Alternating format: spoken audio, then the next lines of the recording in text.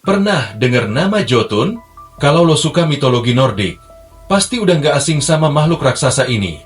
Tapi tunggu dulu, Jotun bukan cuma sekadar raksasa jahat kayak di film. Mereka lebih kompleks dan punya peran penting dalam keseimbangan dunia. Jadi, siapa sebenarnya Jotun? Kenapa para dewa Nordik takut sama mereka? Yuk, kita bahas tuntas. Okay, let's go.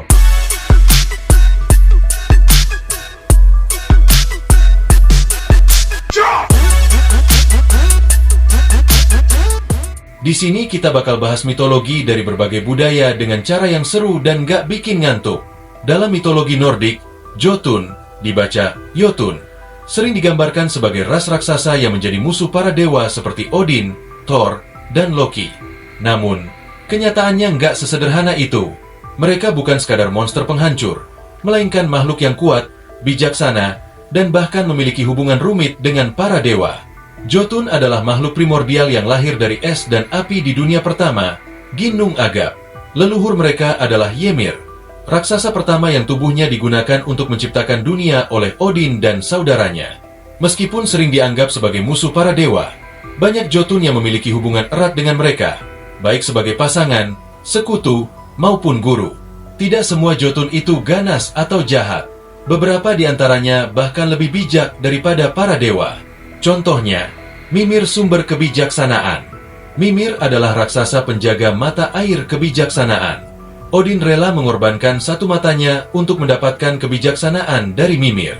Ini menunjukkan bahwa bahkan dewa paling kuat pun butuh ilmu dari Jotun.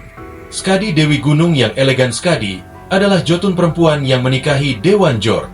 Dia tidak jahat, malah menjadi bagian dari Aesir, kelompok dewa utama dalam mitologi Nordik. Dia juga Dewi Musim Dingin, Perburuan, dan Pegunungan. Aegir, raksasa laut yang ramah. Aegir adalah Jotun penguasa laut yang sering menjamu para dewa dengan pesta besar. Dia lebih seperti sekutu daripada musuh, menunjukkan bahwa Jotun tidak selalu antagonis. Hubungan rumit Jotun dan para dewa. Banyak dewa Nordik memiliki darah Jotun dalam garis keturunannya. Contohnya, Loki adalah Jotun, tetapi diangkat menjadi dewa Aesir. Thor, dewa petir, memiliki ibu seorang Jotun bernama Jord, Dewi Bumi. Odin sendiri memiliki banyak keturunan dari para Jotun. Jadi, batas antara Jotun dan dewa tidak selalu jelas. Kadang mereka bertarung, kadang mereka menikah, dan kadang mereka bekerja sama. Di awal penciptaan dalam mitologi Nordik, tidak ada apa-apa selain kekacauan, yaitu jurang kosong bernama Ginung Agap. Dari pertemuan api dari Muspelheim dan es dari Niflheim, muncullah Ymir, makhluk pertama yang juga merupakan leluhur semua Jotun, raksasa. Ymir, Jotun pertama dan leluhur para raksasa. Ymir adalah makhluk raksasa yang muncul dari kekacauan dan tidak memiliki orang tua. Dari tubuhnya, tanpa perlu pasangan, lahirlah ras Jotun, termasuk raksasa es dan api. Saat Ymir tidur, keringatnya melahirkan Jotun lain, menunjukkan bahwa ia adalah sumber kehidupan pertama. Namun, Ymir juga dianggap sebagai kekuatan kacau yang harus dihentikan. Pemberontakan Odin dan kematian Ymir. Para dewa pertama lahir dari Bor, leluhur dewa, dan Bestla, seorang Jotun perempuan. Anak-anak mereka adalah Odin, Vili, dan Ve. Ketiga dewa ini melihat Ymir sebagai ancaman karena ia terus melahirkan raksasa yang tidak terkendali. Mereka pun membunuh Ymir dalam pertempuran besar. Darahnya membanjiri dunia, menenggelamkan hampir semua Jotun kecuali beberapa yang selamat dan menjadi nenek moyang raksasa berikutnya. Dagingnya digunakan untuk membuat daratan. Tulangnya menjadi gunung-gunung. Giginya menjadi batu dan kerikil. Darahnya membentuk lautan. Otaknya menjadi awan. Dan tengkoraknya dijadikan langit. Dari tubuh Ymir, dunia Midgard, tempat tinggal manusia, tercipta. Jotun tidak punah. Mereka tetap berkembang. Meskipun Ymir dibunuh dan sebagian besar Jotun musnah dalam banjir darahnya, beberapa raksasa selamat dan terus berkembang. Mereka membangun dunia mereka sendiri, Jotunheim, dan terus berinteraksi dengan para dewa. Yang menarik, Jotun tidak hanya menjadi musuh, tetapi juga pasangan para dewa. Banyak dewa memiliki darah Jotun, seperti Thor dan Loki. Guru atau pemberi kebijaksanaan, seperti Mimir. Dewa-dewi sendiri, seperti Skadi yang akhirnya bergabung dengan Aesir. Jotun dalam mitologi Nordik bukan hanya sekadar raksasa yang bertarung melawan para dewa. Mereka adalah makhluk dengan kekuatan luar biasa, memiliki elemen dan sifat yang berbeda-beda. Berikut adalah beberapa jenis utama Jotun berdasarkan elemen dan kekuatan mereka. 1. Jotun es, raksasa es dari Jotunheim. Asal: Jotun es berasal dari Jotunheim, dunia raksasa yang penuh dengan gunung bersalju dan badai es.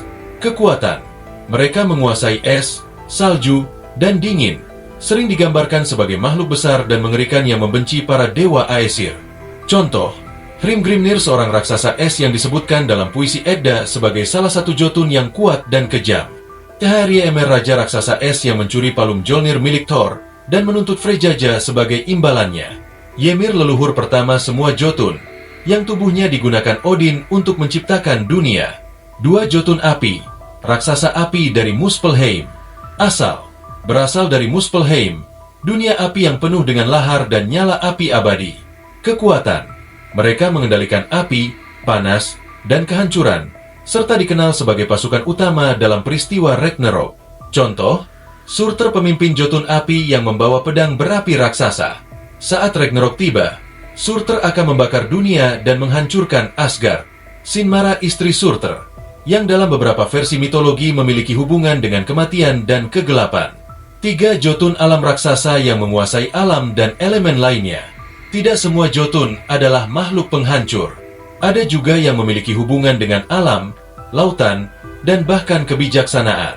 Menguasai samudra dan lautan, seringkali lebih bersahabat dengan para dewa dibandingkan Jotun es dan api. Contoh: Aegir, Jotun penguasa laut, dikenal sebagai tuan rumah pesta besar bagi para dewa. Ran, istri Aegir, yang sering menangkap jiwa para pelaut yang tenggelam dengan jaringnya. Berhubungan dengan alam, seringkali memiliki kekuatan terkait tumbuh-tumbuhan, pegunungan, dan hutan. Contoh: Skadi, seorang Jotun perempuan yang menjadi dewi gunung dan musim dingin setelah menikah dengan Njord, dewa laut. Bergelmir, salah satu Jotun yang selamat dari banjir darah Ymir dan menjadi leluhur ras raksasa setelahnya. Surtur, raksasa api yang akan menghancurkan dunia dengan pedangnya saat Ragnarok. Skadi, seorang Jotun wanita yang jadi istri Njord, dewa laut. Dia adalah simbol musim dingin dan pegunungan. Para dewa sering berperang dengan Jotun, tapi mereka juga sering berinteraksi, bahkan menikah satu sama lain. Beberapa keturunan dewa berasal dari hubungan dengan Jotun, termasuk Thor yang ibunya adalah seorang Jotun. Jadi, Jotun bukan cuma musuh, tapi juga bagian penting dari keseimbangan alam semesta dalam mitologi Nordik. Jotun bukan cuma sekadar raksasa jahat. Gimana menurut kalian? Siapa Jotun favorit kalian dalam mitologi Nordik? Tulis di kolom komentar ya. Jangan lupa like dan share video ini biar makin banyak yang tahu tentang mitologi Nordik. Dan tentunya, subscribe channel ini biar nggak ketinggalan bahasan menarik lainnya. Sampai jumpa di video berikutnya.